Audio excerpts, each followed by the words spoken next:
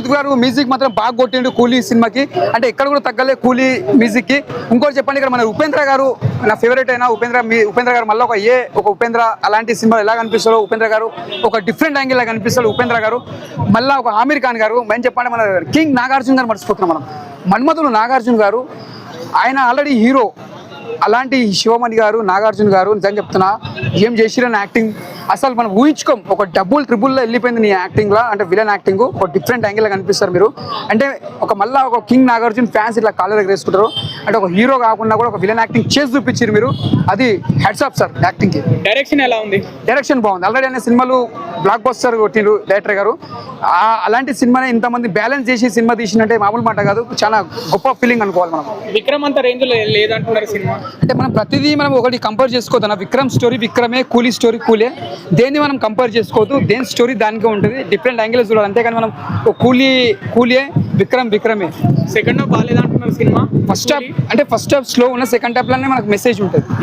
అంటే సినిమా తగ్గట్టు కథ తీసుకోపోయాడు, ఒక డిఫరెంట్ యాంగిల్ తీసుకోపోతాడు.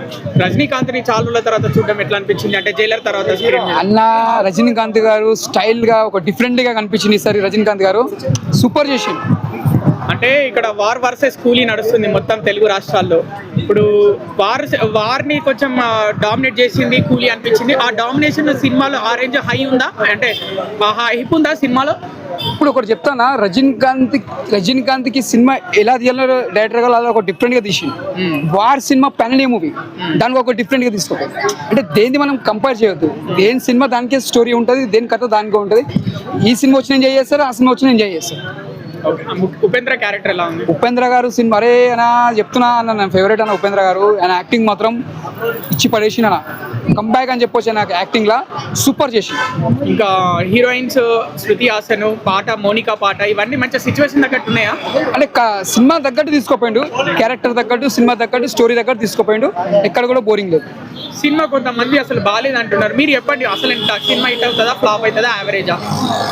ఒకటే చెప్తున్నా, రజనీకాంత్ ఫ్యాన్స్, నాగార్జున ఫ్యాన్స్